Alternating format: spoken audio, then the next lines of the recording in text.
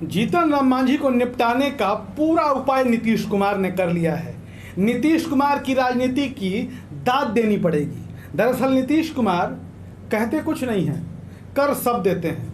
जीतन राम मांझी और उनकी राजनीति इन दोनों नीतीश कुमार के निशाने पर है और नीतीश कुमार से जो पंगा लेता है उसका हाल क्या होता है देखिए। बार बार आप देखते होंगे कि जो चिराग पासवान के समर्थक हैं, जो चिराग पासवान के चाहने वाले हैं, बार बार कहते हैं कि भाई चिराग पासवान का जो चिराग मॉडल था उसने नीतीश कुमार को तीसरे नंबर पर धकेल दिया।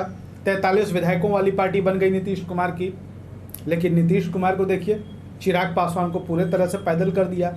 उनके 6 एमपी में 5 एमपी चले गए, कोई एमएलसी नहीं, कोई एमएलए नहीं, अकेले चिराग बचे हुए हैं। लेकिन नीतीश कुमार अपने मुंह से कुछ नहीं कहते। लेकिन नीतीश कुमार राजनीति में हर वो दांव चलते हैं जिससे कि वो अपने दुश्मनों से बदला ले सके या उन्हें साध सके। अब तैयारी जीतन राम मांझी की है। जीतन राम मांझी की राजनीति का जो वजूद है वो मगध इलाके से, मगध यानी कि गया वाले क्षेत्र से, और नीतीश कुमार ने अभी पूरी व्यवस्था कर दी है कि जीतन राम मांझी की जो पॉलिटिक्स है, जो दबाव बनाने की राजनीति है, अब उसको पूरे तरीके से समाप्त कर दिया जाए। जीतन राम मांझी के बेटे संतोष कुमार सुमन ने नीतीश कुमार की सरकार से इस्तीफा दे दिया। अब वो महागठबंधन में भी नहीं है, महागठबंधन से भी वो बाहर हो चुके हैं। बीजेपी यानी कि एनडीए के साथ उनका जाना तय है और ये कहा जा रहा है कि गया लोकसभा चुनाव जो है जीतन राम मांझी खुद लड़ेंगे या हो सकता है कि उनके बेटे लड़ेंगे।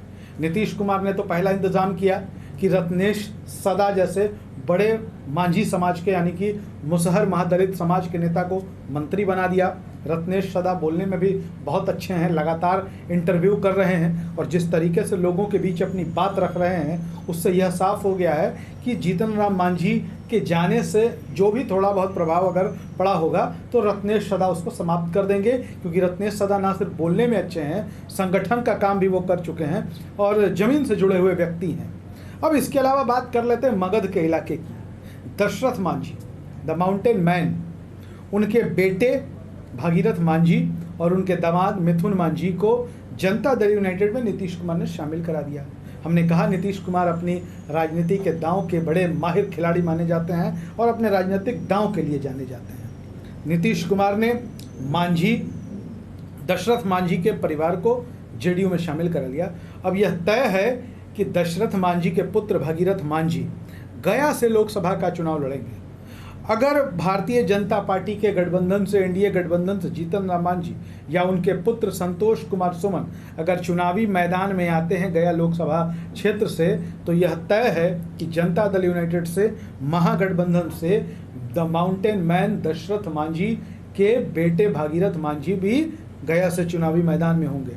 दशरथ मांझी को तो आप जान ही रहे होंगे, जिन्होंने पहाड़ का सीना चीर कर रास्ता बना दिया था, देश भर में जिनकी चर्चा होती है और ख़ास तौर पर मांझी समुदाय उनको अपना रत्न मानता है, महापुरुष मानता है, पुरोधा मानता है।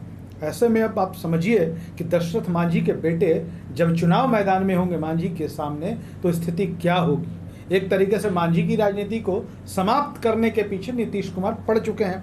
हालांकि जीतन राम मांझी कई बार गया लोकसभा क्षेत्र से चुनाव लड़े हैं, जीते कभी नहीं हैं, जीते कभी नहीं हैं। 2014 का जब लोकसभा चुनाव था तो भारतीय जनता पार्टी की ओर से हरि मांझी लड़ रहे थे, आरजेडी की ओर से रामजी मांझी लड़ रहे थे और जनता दल यूनाइटेड से जीतन राम मांझी मैदान में थे।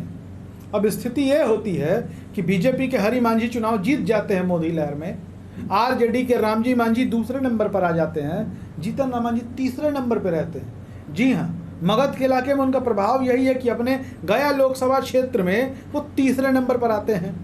फिर 2019 का लोकसभा चुनाव आता है, वो राजद के साथ मिल जाते हैं, आरजेडी के साथ चले जाते हैं और फिर गया लोकसभा क्षेत्र से जब चुनाव लड़ते हैं तो दूसरे नंबर पर तो आते हैं, लेकिन 1.5 लाख से भी ज़्यादा वोटों से वो चुनाव हार जाते हैं। जनता दल यूनाइटेड के विजय कुमार वहाँ से चुनाव जीत जाते हैं और जीतन राम मांझी वहाँ से चुनाव हार जाते हैं। लेकिन फिर भी चूँकि वो पूर्व मुख्यमंत्री हैं, ऐसे में अपने इलाके में उनका प्रभाव तो है ही, लेकिन मगध के इलाके से ही दशरथ मांझी के बेटे और जो मांझी समाज के पुरोधा हमने बताया महापुरुष कहे जाते हैं, जब वो मैदान में होंगे तो चाहे जिस किसी गठबंधन से मांझी चुनाव लड़ें, मुश्किलें तो बहुत आएंगी जीतन राम मांझी को। और संभव है कि जीतन राम मांझी की पार्टी के अस्तित्व से जुड़ा हुआ ये चुनाव होगा पार्टी के अस्तित्व से जुड़ा हुआ। अगर इस बार लोकसभा के चुनाव में वो गया से लड़ते हैं और एक बार फिर 2 बार की तरह चुनाव हार जाते हैं मांझी, तो फिर मांझी को बिहार की राजनीति में कोई गठबंधन अपने साथ रखेगा ऐसा समझ में नहीं आता। खास तौर पर राजनीति में वोट बैंक का, राजनीति में नंबर्स का बहुत बड़ा महत्व होता है, और जब आपके पास वोट ही नहीं होगा, आप बार बार चुनाव हारेंगे, तो कोई भी गठबंधन आपको अपने साथ नहीं रखेगा। बाकी आपका आना जाना तो लगा रहता है और वो लगा ही रहेगा। आगे क्या करेंगे मांझी, देखना दिलचस्प होगा। लेकिन फिलहाल जो नीतीश कुमार की चाल है, नीतीश कुमार का जो राजनीतिक दांव है, वो आपके सामने है। आपको क्या लगता है, अगर गया से जनता दल यूनाइटेड यानी कि महागठबंधन के टिकट पर दशरथ मांझी के बेटे चुनाव लड़े और इधर बीजेपी के साथ मिलकर जीतन राम मांझी चुनाव लड़े, तो स्थिति क्या होगी? कमेंट बॉक्स में ज़रूर लिखिएगा। धन्यवाद।